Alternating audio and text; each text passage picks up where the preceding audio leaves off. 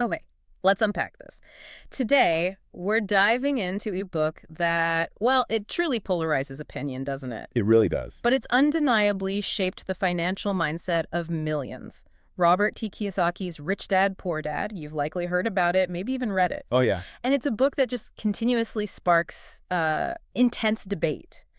Our mission for this deep dive is really to cut through some of that noise.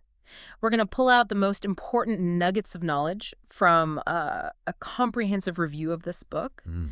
understand its core message, what makes it so impactful, and crucially, where it might fall short. Right. We want you to walk away not just informed, but maybe equipped to critically evaluate its ideas yourself. Exactly. We'll explore how this book didn't just challenge traditional views on money, work, and education Yeah. back when it came out, what was it, 1997? Yeah, 97. But it really disrupted them. It's often considered sort of a foundational mindset-shifting book. A gateway book, I've heard it called. Yeah, a gateway book for many getting into the whole world of financial independence. We'll dig into why that is. Okay, so let's start with the foundational premise then. For anyone who perhaps hasn't picked it up, what exactly is Rich Dad, Poor Dad all about? Like, beyond the personal finance self-help label. What's the central idea? Well, at its heart, the book contrasts the financial philosophies of two really distinct father figures in Kiyosaki's life. Right.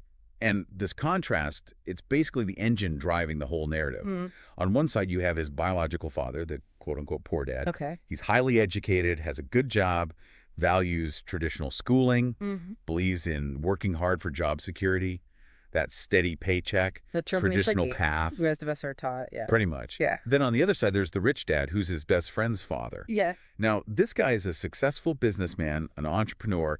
He champions financial education outside of the school system. Right, learning by doing, almost. Sort of, yeah. He emphasizes building assets and fundamentally believes in making money. Well, making it work for you. Instead of you working for it. Exactly. So it's not just a story. It's like a narrative device to show these two completely opposing ways of thinking about wealth and success. That distinction alone, I think, is probably a light bulb moment for a lot of readers. For sure. So if it's this framework for thinking differently, what key areas does the book really emphasize? And how does Kiyosaki's approach maybe differ from, conventional wisdom? It's really all about financial literacy. But Kiyosaki's definition, it often kind of diverges from traditional accounting, How so? He frames it very simply. An asset puts money into your pocket. A liability takes money out of your pocket. Full stop. Okay, that's pretty clear. Yeah. So while maybe your house is considered an asset by the bank, Yeah. if it's not actually generating income for you, just costing you money every month. Right. Mortgage, taxes, upkeep. Exactly. Yeah. For Kiyosaki, it's acting like a liability because it's constantly creating expenses as taking money out. Huh. That simple distinction, it really does shift how you might view your stuff, your financial setup. Radically, yeah. It makes people rethink their possessions, their whole financial structure. Okay, that's a powerful reframing right there.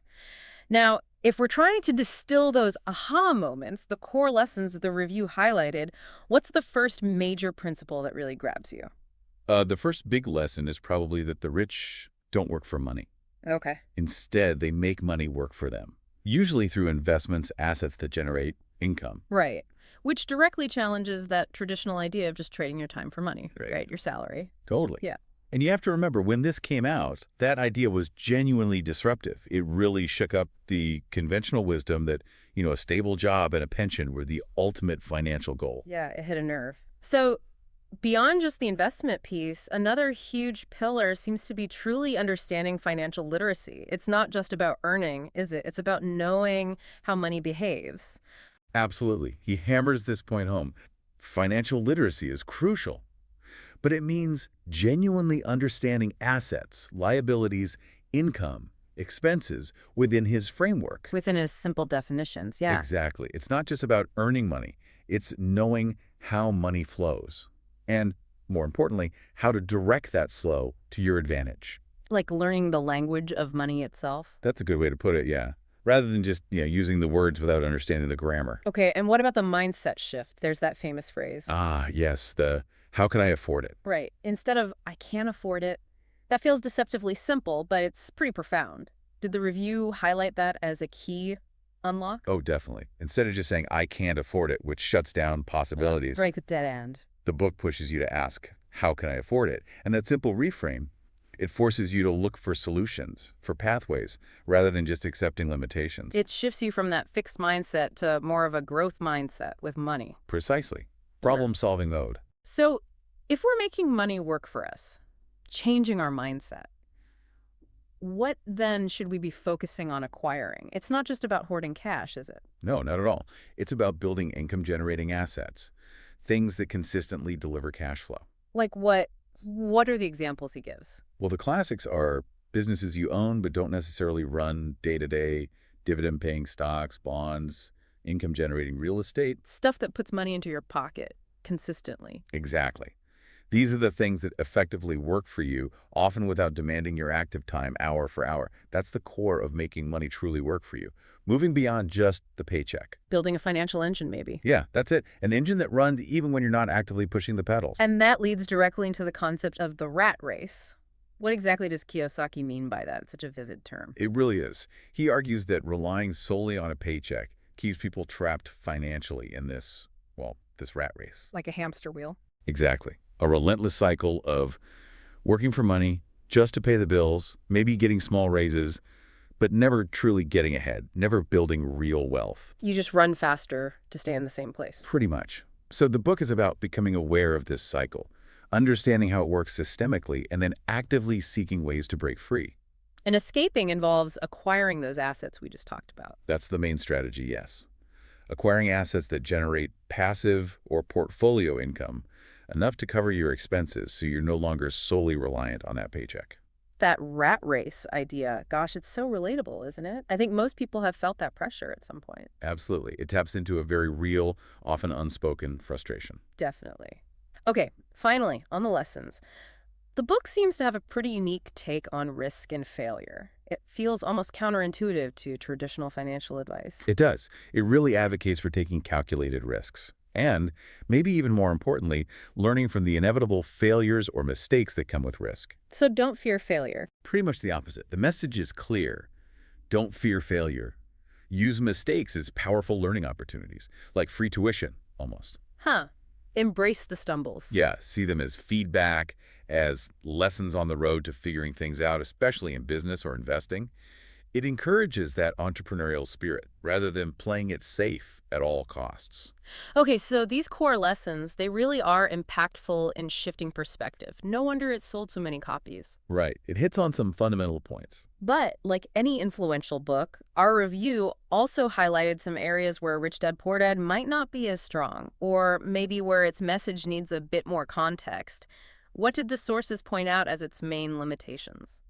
Well, interestingly, one of its biggest strengths is also potentially a weakness, depending on what you're looking for. Which is? It's easy to read, storytelling style. It makes complex ideas feel accessible. It's inspiring. It gets you thinking differently about money. That's the strength. Yeah. But it's not a detailed financial manual. It's much more motivational than it is strictly instructional. Meaning it doesn't give you the step-by-step. Exactly. It doesn't really offer practical, step-by-step strategies for how to, say, analyze a rental property or how to structure a business deal or even how to pick stocks.